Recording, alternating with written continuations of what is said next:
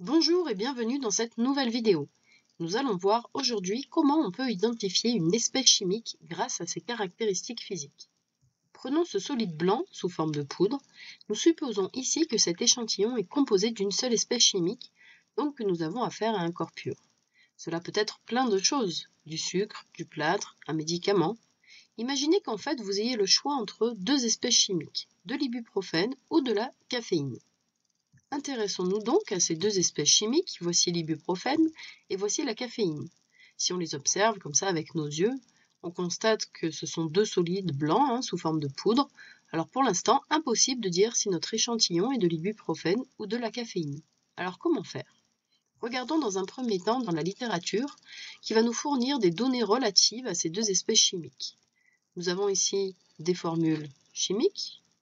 Ensuite, nous avons des propriétés chimiques, notamment la formule brute que vous connaissez ou la masse molaire, et ça nous découvrirons cette notion plus tard. Et nous avons ce qui s'appelle les propriétés physiques, et c'est cela qui va nous intéresser. Alors regardons de plus près, on trouve des températures de fusion. Si on regarde les chiffres, ce ne sont pas les mêmes. Nous avons aussi des données sur la masse volumique, même chose, les données ne sont pas les mêmes. Alors notons ici qu'il est renseigné en plus la densité et nous y reviendrons plus tard dans le cours. Il y a aussi des notions sur la solubilité, même chose, si l'on regarde les chiffres, ce ne sont pas les mêmes. Et puis pour la caféine, on nous donne l'apparence qui est bien donc une poudre cristalline ou des cristaux blancs. Alors en faisant le bilan, on se rend compte que toutes les caractéristiques physiques de ces espèces chimiques en fait sont différentes.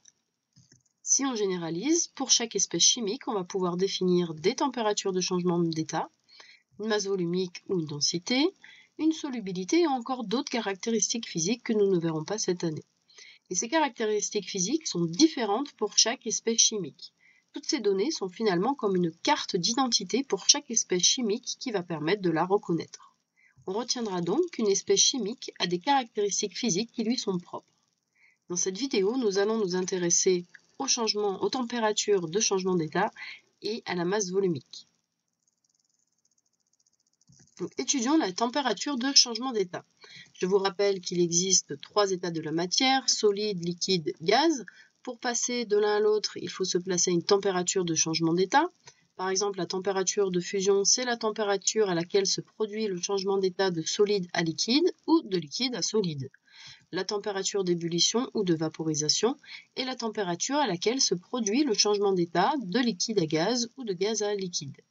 On a vu que ces températures de changement d'état sont caractéristiques de l'espèce chimique.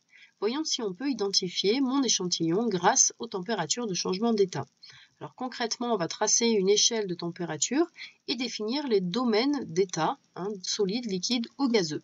Voici un axe de température. On place les températures de fusion et d'ébullition. Prenons l'exemple de l'eau qui est facile. Température de fusion 0 degré, température d'ébullition 100 degrés. Bien évidemment, si on prend une autre espèce chimique, ces températures de fusion et d'ébullition seront différentes. Pour des températures inférieures à la température de fusion, l'état est solide. Pour des températures comprises entre la température de fusion et la température d'ébullition, l'état est liquide. Et pour des températures supérieures à la température d'ébullition, alors l'état est gazeux. Reprenons les températures de fusion pour l'ibuprofène et la caféine. Si on est à température ambiante, c'est-à-dire environ 20 degrés, on voit que les deux espèces chimiques sont en fait à l'état solide. Cela ne nous permet toujours pas de distinguer l'une de l'autre et donc d'identifier notre échantillon de départ. Comment faire alors? On peut utiliser ce qu'on appelle un banc Koffler. Ce dispositif va nous permettre de faire passer une espèce chimique de l'état solide à l'état liquide pour déterminer sa température de fusion et donc identifier l'échantillon.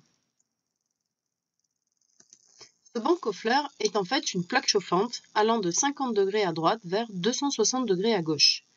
On place l'espèce chimique à étudier à droite du banc Koffler, puis on déplace petit à petit cet échantillon vers la gauche.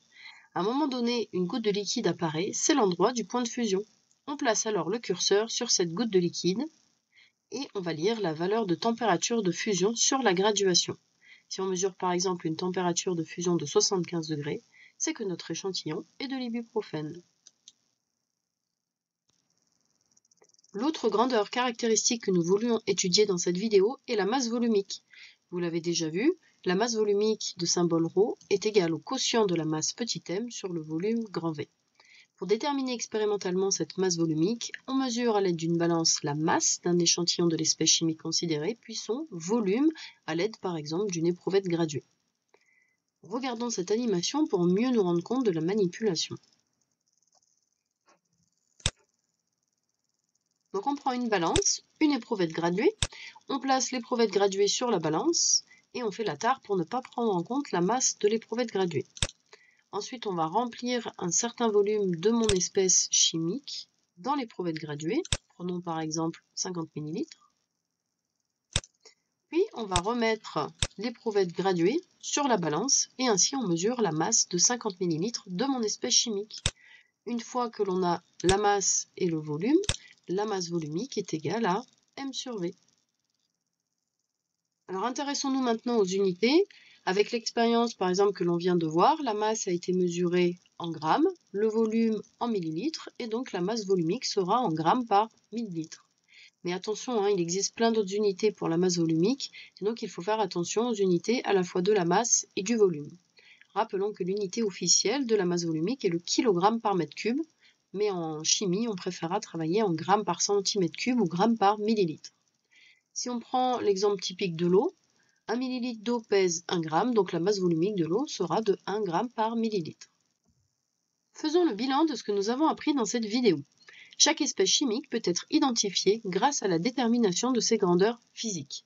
Nous avons étudié deux caractéristiques physiques, les températures de changement d'état et la masse volumique. Bien évidemment, il existe d'autres caractéristiques physiques que nous verrons plus tard, et surtout nous verrons également qu'il existe d'autres méthodes pour identifier une espèce chimique, comme la chromatographie ou encore les tests chimiques.